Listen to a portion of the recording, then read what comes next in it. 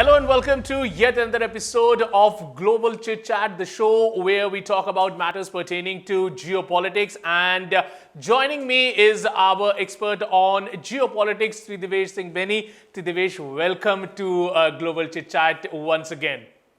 Thank you very much. My pleasure. So Tridivesh, talking about the global arena right now, the most hottest topic is China. So we all know that China for the past from 2020 when the COVID pandemic started here in India and across the world, actually China was considered to be the place where the pandemic started from, and China adopted this zero COVID policy that as soon as even in a small district there was a single COVID case, there would be a harsh lockdown in the whole area. And we have seen that in the recent past, it has actually backfired for China. And now that they have totally withdrawn the zero COVID policy, now what the experts are saying that in the coming year, which is 2023, there would be a huge boom as far as the COVID cases are concerned in China. And of course, around 1 million deaths is what has been expected, or what has been actually predicted by the researchers who are looking into the situation in China. First of all, I want to get your perspective about the zero COVID policy of China and what would be its impact now that China has gone away with that policy. So even in earlier shows, we've been discussing the pitfalls of a zero COVID policy. Unlike other countries, obviously every country has had one or two or three waves in certain cases which have been really bad. I mean, the United States has had more than one wave. Now again, you know, uh, the number of cases is pretty high. Last year you had Omicron, then the first wave in 2020, right after the outbreak, that was also quite bad for the US. In India, we sort of, I think there was a very unfortunate situation between about April 2021 to June 2021, where not, not only cases, but a large number of cases, but lot loss of lives. And that's something which everyone would want to put behind. So now the problem is that first of all, it's always tough to predict the trajectory of this pandemic. We every year we say, every few months we say we're out of this, but there's always the danger of a new mutation. But that said, that said, obviously, countries which have a certain amount of uh, herd immunity as a result of a large percentage of the population getting infected, they're not perfectly placed, because once there is a new variant, again, there could be numerous challenges, but you're better off to some extent. So that's what I mean. In India, after the wave, after from I would say from about August last year till December, things were totally. Then you had the Omicron. Omicron also, uh, it was believed. I mean, globally, everybody said that this Omicron wave, this will virtually be the end of, if not the end, it will sort of be the beginning of the end of the pandemic, right? Though there is always a skepticism, because it's not just China. Africa is a very important factor, because a very small percentage of the population over there has been vaccinated. So if you have new variants coming up there, that's a challenge. Now, the zero COVID policy, since last year, there were question marks in China itself. Senior officials also, they had said that this is taking its toll on the economy. There were other issues as well, because of the economic policies and so on and so forth, that was a slowdown. But this was taking a toll. But obviously, in recent months, until the protests happened, China carried on with its zero COVID policy, and this was obvious. And it's not just domestically, but even a number of foreign investors were expressing their concerns, and there was talk about foreign companies moving out, shifting operations, because they're not used to this sort of stringent lockdowns. Now, obviously, China did find itself in a dilemma, because suddenly to move from that sort of zero COVID policy to sudden opening up, there is always a risk, because the percentage infected, which has already got infected with COVID-19, is very less. then I don't think a large percentage of the population has got covered, especially those who are vulnerable, those over the age of 60, and even more, obviously, those who are above the age of 80. Correct, because there is a lot of reluctancy when it comes to China in the older generation to get the vaccine. And of course, Tidesh, I also want to ask you, why is China so much hesitant in terms of just using not using foreign vaccines, but concentrating more on China-made vaccines for vaccinations then? So this is another issue. I mean, and this is also about it. I mean, I think even international organizations, for instance, the WHO, it has one approach for certain vaccines. It has another for Chinese vaccines. Obviously, because the Chinese heft.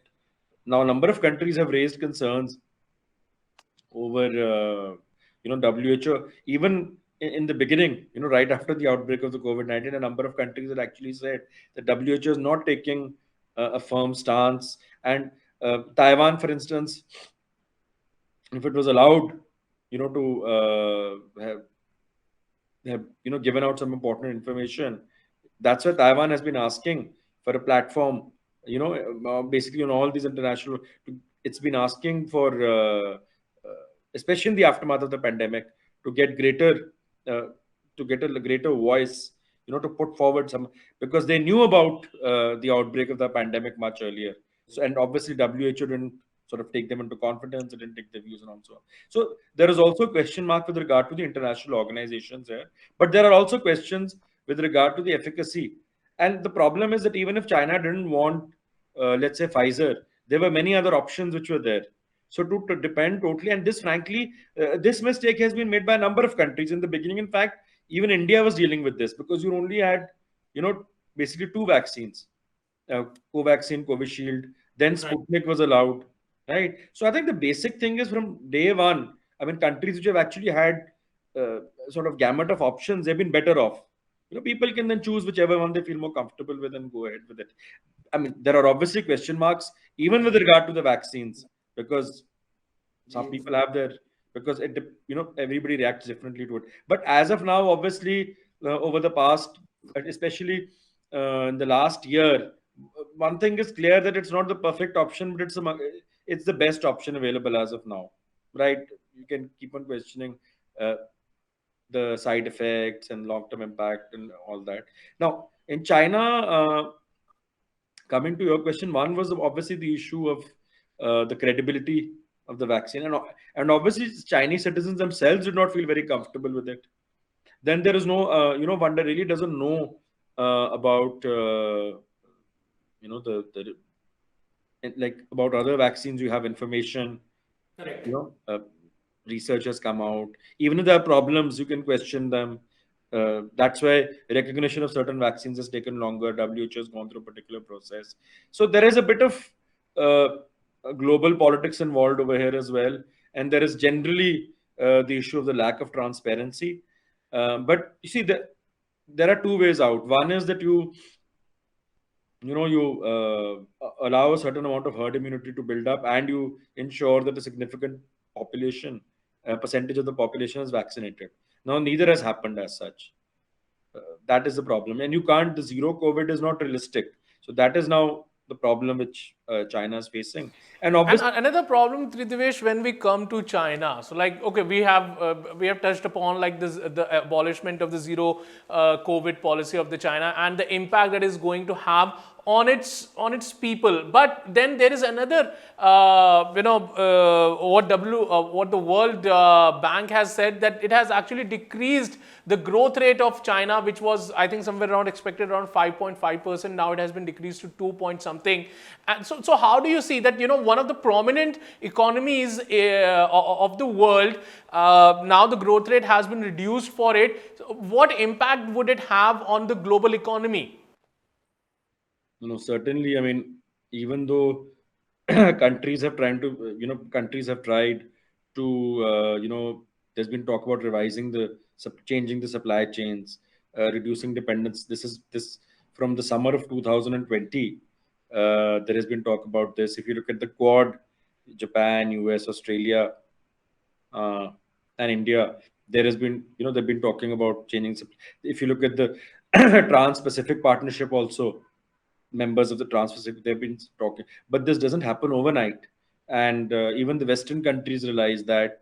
Even countries which are wary of uh, certain Chinese policies realize that it doesn't happen overnight. There has to be a balance. As of now, anything which happens in China, and that is why there is a bit of sensationalism. But at least one point which I would agree with, one of the very famous epidemiologists who's on social media on Twitter, that whatever happens in China will have, you can reduce the impact. Certainly, you close the flights, but it's not that China doesn't have air connectivity with other countries, right? So that's, as we've discussed earlier. So China has, for instance, Indians travel so much. China has air connectivity with countries in Southeast Asia. Indians are traveling to Southeast Asia. So that is one part of it. But even that you can control. But the issue is, already in the US, for instance, there is talk that in terms of medicines, that you can see some shortage of medicines now. Whether this is true or not, but there will be an impact on the global supply chain in this area of tech, in the area of gadgets and all. We already see that, like mobile phone manufacturers and all. That all is already there. Even in other areas, there will be an impact. Apart from China slowing down, the global supply chain will also be impacted, and essential commodities also. So I think that this is a matter of concern. And I don't think that any other country, you can have your rivalries or whatever, but this is an issue which concerns humanity. Even otherwise, you know, if one were to move beyond the lens of realism, I don't think we are all interconnected. So, Very true. so we should hope that this remains managed. This whole, it doesn't, over there also, there China is able to get a grip over it. It doesn't spread too much, because it'll cause problems for everyone. As I said, even if you're not directly, because for instance, you don't have to. I mean, India, China don't have. There isn't much air connectivity. There isn't much tourism, obviously, but you have people from China traveling to countries where Indians also travel. Limited again. That's also very limited. I mean, obviously now those countries will also reduce their flight. I mean, even to some extent, Southeast Asia or the West, they will impose some. And I don't think people will really travel. But if it has had to travel to some extent, it would have already. So there are global implications, and we have to be careful. But at the same time, we don't have to panic, because some of these figures could also be exaggerated. Correct. See, the other way of looking at it is, maybe now there will be a lot of cases, there will be problems, there'll be pressure, but once you are done with, at least you have a certain amount of herd immunity, maybe it's better. uh, and then the global economy also does not have to worry after that about too many disturbances and about supply chains and all that. So, Trithvesh, but I just want to ask you one thing, that in terms of what we are witnessing in China, like as you aptly put, that China produces the major part of chips that are being used in cars, in mobile phones, and everything. Can't this be shifted to India? Can't the world economy, a part of it can be shifted to India, because we have the infrastructure, we have the we have the people power. Can't that be taken place? Because we understand that China right now will go through what India went through in 2021, when all of a sudden there was this huge amount of mismanagement in terms of analyzing the virus and its impact on the people. And China is definitely going to undergo that, because they are in a rush of making new hospitals and putting up beds, because they understand that now that the herd immunity, there is no herd immunity, there will be consequences in terms of losing people, and all in terms of reduction in the production of these very important chips, as far as the globe is concerned. So why isn't India a viable option right now? I think this is a time that India should be the viable option for it. You see, this already some changes are taking place, and some companies have expressed interest also in India. But there are logistical reasons, uh, location, for instance. Right now, I think India is, if you look at Apple, if you look at some other companies, they have expressed interest in India, but it can be to an extent. uh, the preference First preference is Vietnam, because in recent years you've seen that happening. They're already, again, all these Western companies have a certain comfort level over there as well. So it's not that it's not happening in India, but there are Southeast Asia, because of location and because of other, it has certain advantages. And also, even if you want to shift from China, you would also still want some sort of proximity to China. So Southeast Asia that way is a good bet. But it's already happening in the case of India. It may not happen to the degree which you're saying, or which uh, you know we would want, but it is happening.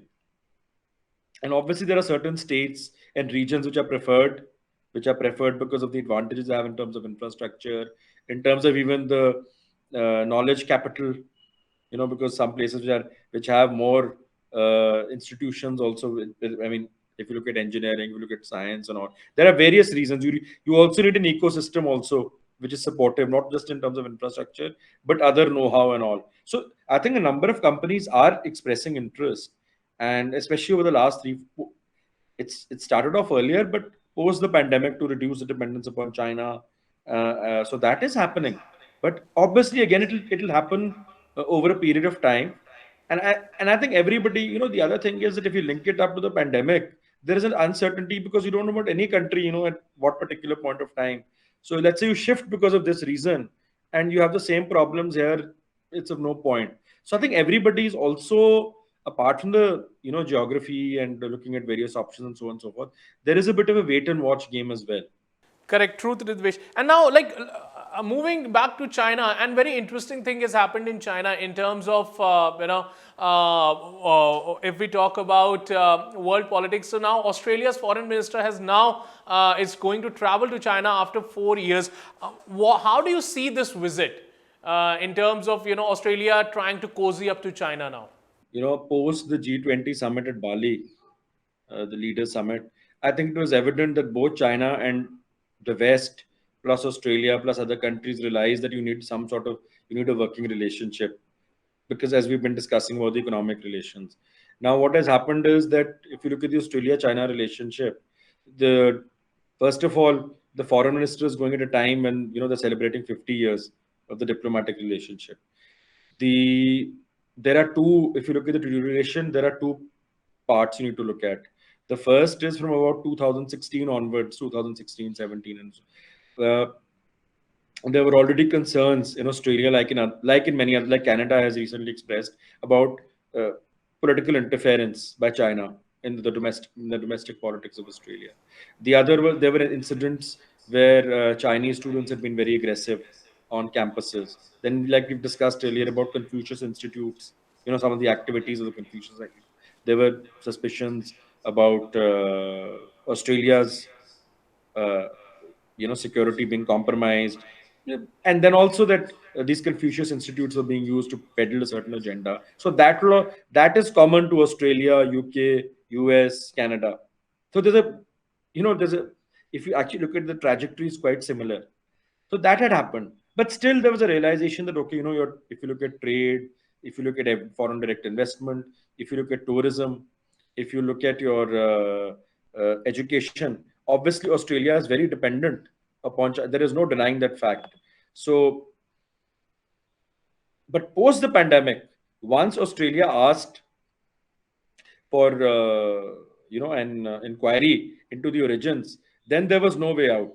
I mean, I'll give you, a particular example. So before the pandemic, around 2019, Chinese students accounted for one third of the total international student community and contributed nearly 38 billion to the Australian dollars to the country's economy.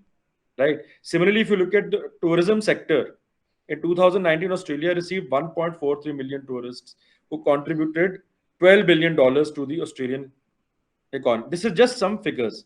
Then, so what you had was, once its ties began to deteriorate, obviously China imposed sanctions, what is also called, aggressive, like this wolf warrior diplomacy and all that. So they imposed sanctions on coal, on Australian wines, on other products. Now, at that point of time, the Australian government went ahead with whatever, said that, we'll deal with it. But now there's a realization that you need some sort of balance. And even then, after the COVID pandemic and all, the Australian businesses had expressed their skepticism about taking a very aggressive stance. Now, the overall approach of Australia towards China remains essentially the same. That, on issues whether it's human rights, whether it's interference in its politics, in its domestic politics, whether it's the behavior of Chinese students in certain cases, whether it's security issues. On Huawei, Australia took a similar stand to other Western countries. All that remains the same. But you need a working relationship. Pretty much like if you recently, France has also said that it needs a balanced relationship with China, right? And China, on the other hand, also needs some sort of legitimacy. So US has what has happened is that US has taken a very firm stance, even though they've realized that both sides will have a working relationship, but there is no real chance of the US fundamentally changing its China policy at least till 2024, till the The presidential elections election. happen. Yeah. So then China in that context is looking at other countries. So UK has also not taken a firm stance recently. Canada has also taken. Australia also principally they're all on the same page, but you probably there's a realization that okay, uh, because on a similar, if you look at similarly, if you look at the economic relations between UK and China or Canada and China, they haven't really got impacted to that extent. And so if you look at the figures of 2021 between Australia and China, also the economic relationship has begun to recover slightly, but tariffs are taking their toll. So probably Australia would take this issue up about it will look at trade issues, it will look at tariffs. uh, Tourism as it is unlikely to pick up in the short run, but in the long run, probably if they can find ways. And very importantly, the foreign minister has said that they will look at reviving uh, high level meetings between the trade ministers, probably at even the leaders themselves. This dialogue, this is a dialogue between the foreign ministers, right? So that is again something post G20. We've seen that a number of Western countries, you including the US, saying that we need to start engaging with China. Now the question marks remain. One is that has Xi Jinping's policy fundamentally changed post the G20? If you look at what is happening in India, the tensions in recent days, uh, there are some question marks. But then obviously with the West and with Australia, the approach would be different. The second thing is that in the short run, China's priority now will be to deal with the COVID-19 pandemic. So the priorities would be more domestic. But this shift obviously is important, and I think it really is driven by realpolitik, because ultimately you have to see your own. For instance, if you can look at, so Australia is looking at other options. That is why if you look at the free trade agreement with India, if you look at Australia as an important member of the CPTPP, uh, trade relations with other countries. Then Australia is also looking at attracting tourists from other countries like India, Indonesia, and so on and so forth. It's looking at students also from other countries. But like other countries, it also faces the problem that while it wants to attract talent, international students, there is also lobby and a particular constituency there which is very inward looking and insular, and which looks at even uh, the issue of students coming to Australia from a very skewed lens. So these are issues which need to be looked at. Correct, Tridivesh, and one more very important matter that we want to cover today here in Global Chit Chat is now the closeness that now Iran is showing towards India. So, like we all know that the West has put a lot of sanctions on Russia in terms of the price cap on the crude oil, and after that, now Russia has actually emerged as the biggest supplier to India in terms of crude oil. If we talk about the previous month, or even if we talk about whatever the trade has happened till December, and Russia has majorly taken the first seat as far as India is concerned for its crude oil sales. Now Iran is also trying to cozy up after, it has given a huge fat check deal to China in terms of crude oil. So how do you witness that now Iran has also said that before the caps were put on Russian oil, Iran did tell India that they want to maintain a good relationship with them, and it even provided few a lot of deals were signed between India and Iran in terms of the oil production and the crude oil supply. So how do you witness that Iran now again trying to cozy up to India in terms of its crude oil production, and after what has happened between Iran and China? No, so there are a few things. First is obviously post 2009. This was during the Trump administration that India stopped buying. Put in because of the waiver. Where Trump administration removed the waiver which it had provided India and some other countries to purchase oil from Iran, right? 2019 that stopped. Then after the election, after the victory of Joe Biden, there was a belief that the policy will change vis-a-vis Iran.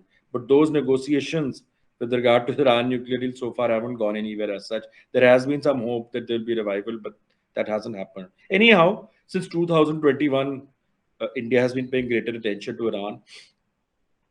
Even if you look at the Chabahar port, it's strategically important. In fact, if you look at the bilateral relationship, that's the most important component because for oil, at this point of time, there are other alternatives. But the Chabahar port, not just in terms of being a gateway to, say, Afghanistan, Central Asia, but also if you look at the international north-south transport corridor, so that is INSTC. That is also very important, right? And through ultimately, then it becomes a gateway to Europe also. You can, do trade or international north-south transport corridor. I just wanted to clarify that INSTC. Yeah. So Chabahar then becomes strategically very important. But now Chabahar is also impacted by the overall relationship because in between the Chabahar project also slowed down. And Iran also said that it would look at other countries like China and so on and so forth. That was one. And then there was a talk about getting advanced stage. Iran said that both Pakistan and China, it invited them. Of course, that didn't go anywhere. And India's well ensconced in the Chabahar project, especially if you look at the phase one, that all has been happening. So that is, and then obviously there is in India also. I mean, the business community is looking at a revival of, and some people try to hedge, in the immediate aftermath of the Ukraine-Russia war, uh, because for some time US didn't pay attention, to a lot of countries who were actually buying oil from Iran, and so US adopted a more relaxed approach. In fact, it has been said that even if the deal is not revived, also US will not stop Iran, many countries from buying oil from Iran. So that is one part. Now this strategic deal that 20 like that India Iran deal on the lines of the 24-year 25-year thing, I think that is I mean, both countries have a very different relationship and a very robust relationship. It needn't be bound by a strategic deal or whatever else. Though, mind you, Iran is very important for India also in the context of Afghanistan. So a lot of back channels which have taken place with Afghanistan are via Iran because of, so the clout which Iran also holds in Afghanistan. And we also need to look at the larger, geopolitical situation in South Asia. So Iran is important in that context. But there are a few challenges. The first is obviously the relationship between Iran and US. Then while there was a feeling that the ties between Iran and the Gulf countries will improve, of late again, there have been some differences, because of the uncertainty, in the Middle East and so on. So that, I mean, how would India sort of navigate that? Ideally, if there's a revival of the deal, if the US has some sort of a working relationship with Iran, and if the relationship in Gulf countries stays is good with Iran. It obviously India is not going to be bound by the policies of other countries who see Iran, but that provides more space because not every time can you do what you've done in the case of Russia, buying oil from Russia in the Correct. Russia. That was a different situation, so you had the opportunity. Otherwise, balancing at times becomes very tough.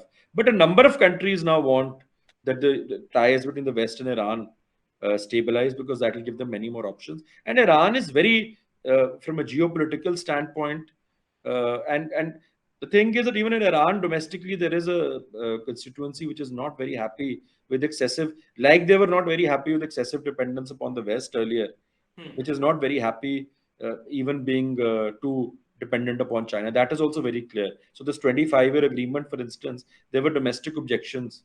In Iran, there was a lot of opposition, including senior political leaders. So they would want actually a good relationship with India. Now, whether it's a strategic agreement or it's there are areas which are found out whereby, for instance, I mean, there are areas like, as it is, things like basmati and all, India and Iran have worked. I mean, trade relations have been high, so that had obviously got disturbed. Correct. The linkages within the business communities, and so I think it's a revival of economic ties based on the current geopolitical realities and situation would be beneficial. There is no doubt about that. But whether it is done under the rubric, under the umbrella of a structured strategic agreement, that remains to be seen. But broadly, since 2021, India and Iran have been working on a number of areas and have been trying to put the relationship back on track.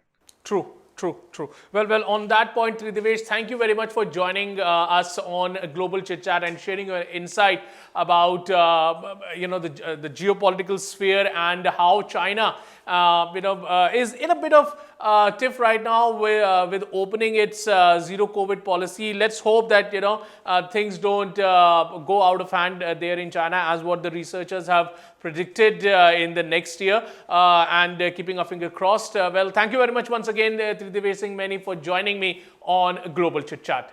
My pleasure. Thank you so much. Thanks a lot.